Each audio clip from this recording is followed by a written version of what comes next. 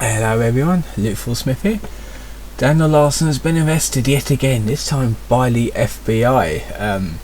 It is Friday the 3rd of May, and I know this isn't a Saturday, but I'm going to do the Chris Clan video article reading on Saturday. Just wanted to do this because it's fresh and I don't want to forget about it. Just going to read this article first. This will be a 2-article video. So, Buffalo Wild Wings ejection. On the 28th of April 2024, Daniel began live streaming while at a Buffalo Wild Wings.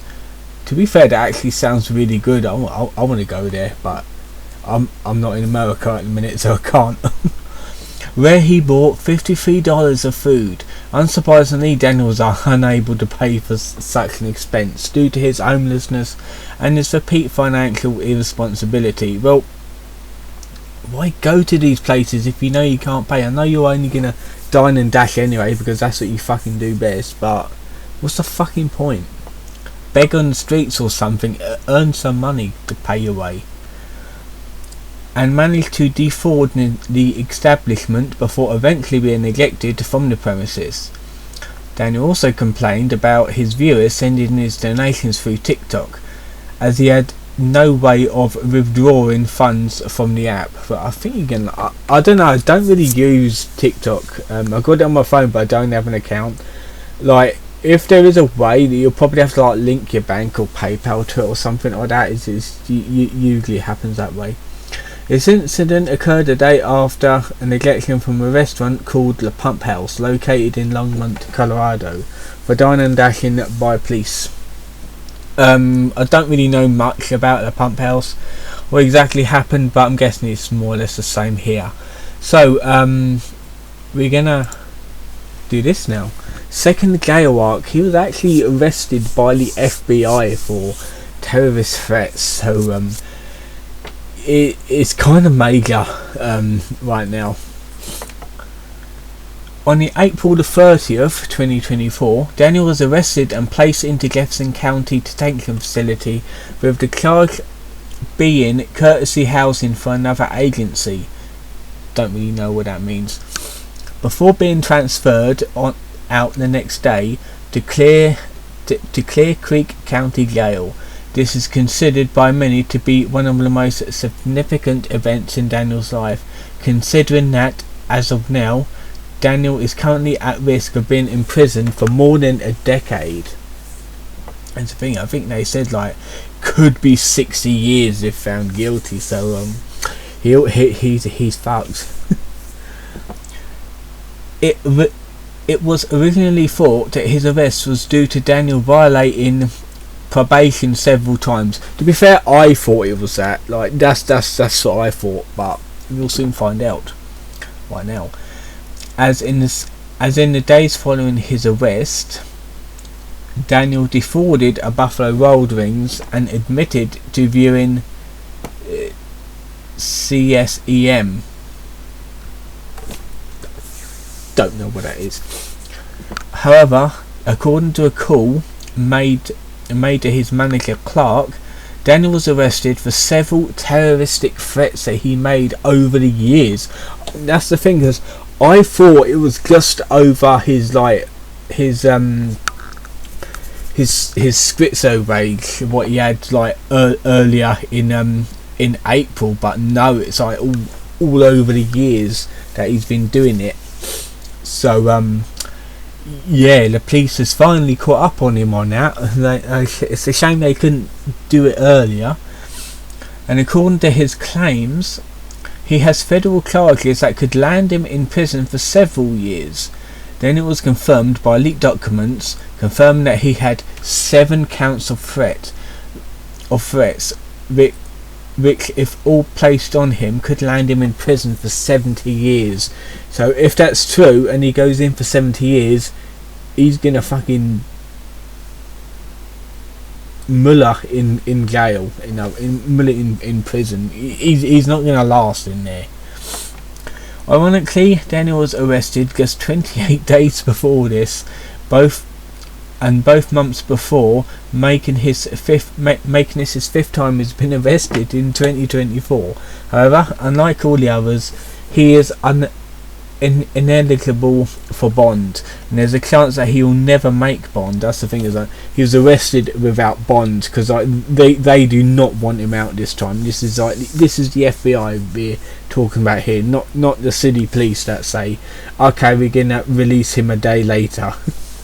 This is the big leagues. Considering how much Daniel has gotten away with, Daniel could end up staying in jail for an extended period of time, much akin to the first jail arc. I'm saying he's going to be in jail for more than a month, because it was like 28 days he was in jail for the first time. Background. On the 25th of April, a warrant was set out for Daniel's arrest due for Daniel having violated his probation multiple times, among other charges. Okay, so it's a probation charge first of all that started it. Especially since only 2 days after his warrant was issued, he was kicked out of a Pump House restaurant by the police on April 27th. And the next day he was kicked out of a Buffalo Wild Wings for defrauding the restaurant, dine and dashing. Well, to be fair, it wasn't dine and dashing, he just said that he couldn't pay, so they just kept him there until he did, or until the police arrived.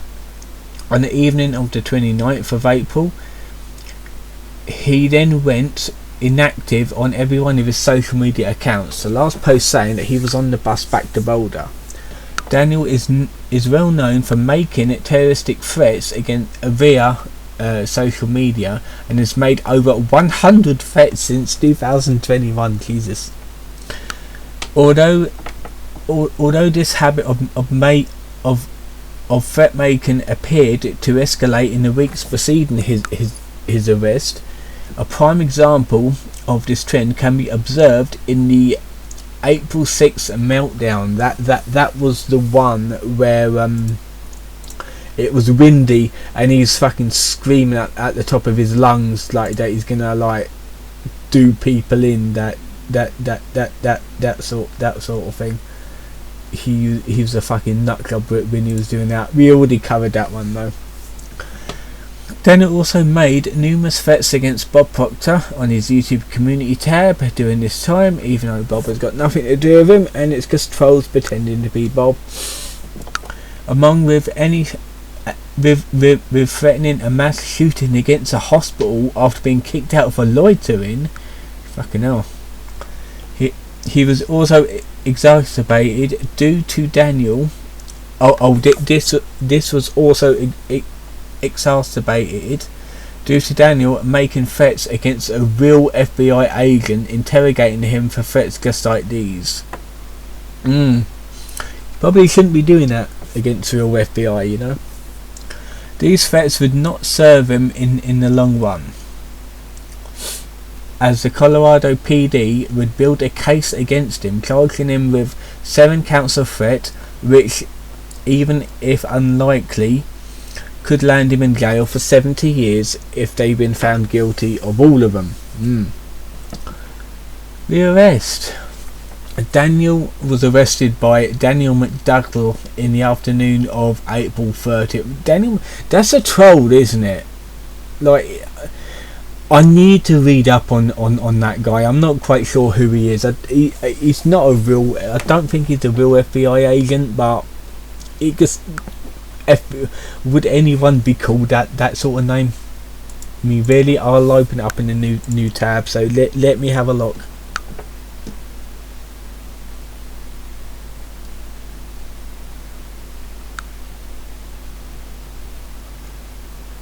I don't know. I'm gonna cover that in another video. Let's just do that. Daniel was arrested by Daniel McDougall in the afternoon of April 30th and booked into Jefferson County Detention Facility. Well, it's probably true then. This probably is a real name. Ineligible for bail. His charge was a courtesy housing for another agency. Before he revealed that he was charged with 7 counts of uttering threats, likely from the April 6th meltdown. He was transferred out of the facility the next day to Clear Creek County Jail. It was revealed that the FBI was made aware of the threats from the July 3rd Community Tab incident, the August 29th meltdown, Christmas Day meltdown, and the March the 23rd meltdown. It's a lot. There's a lot to go on. Time in jail. First call. We're not going to listen to the calls, otherwise this thing will go on forever. But these are out there, so you can find them. First call. On May the 1st, 2024, Larson Wiki released a video between Daniel and Clark. Daniel confirms that he was arrested by the feds for uttering threats. Go to Larson Wiki and you can watch the videos. Full first jail call, so that was a snippet. The full one on the May the 2nd, the Flexburger YouTube channel. Oh, you go onto Flexburger's to actually see the full one. Uploaded the full call between Clark and Daniel. Portions of the video are removed by a robotic voice saying property of Larson Wiki to keep some of the info hidden. Daniel starts by stating that the feds were looking into Bob's financial situation. Well, I don't know why they would be bringing him into it. It's probably because he was his carer for a little while. Because they believe that Bob is committing fraud. I doubt it. He wants nothing to do with him. He's long gone from him now. Daniel then informs Clark that he has federal court on Monday. Okay, so Monday he's got court. Probably get more information after that, and has acquired a public defender. Daniel has been deemed a flight risk, and the judge said that he's one step away from acting on these threats. Well, to be fair, Daniel should not be in the public eye, so because he's very dangerous. If he makes threats like this, there's no telling what he'll do if he has a gun or a knife. So yeah, he's very dangerous, to be fair. Daniel drops a bombshell that DDRC building had to be evacuated due to the bomb threats. I don't think that happened. I think that's just him saying that. The charges. Oh yeah, there's a transcript of all the stuff that was in the call. Charges. Details. Daniel is facing serious legal charges, including use or threatened to use of explosives. 18 USC 884E and one count of interstate communication of threats. 18 USC 875C. Each use or threatened use of explosive charge carries a maximum penalty of 10 years in federal prison. Potentially 2 in-state communication of threats could add an additional 5 years. Based of all 7 charges, maximum jail time that Daniel could face is 65 years in prison. It is difficult to provide an accurate estimate to the fines that Daniel might face. However, it is likely that Daniel could face a significant fine ranging from the hundreds of thousands to millions of dollars. Jesus Christ, he's gonna have to sell his body to pay all that off. To be fair, I don't think anyone would pay him to sell his body, because yeah.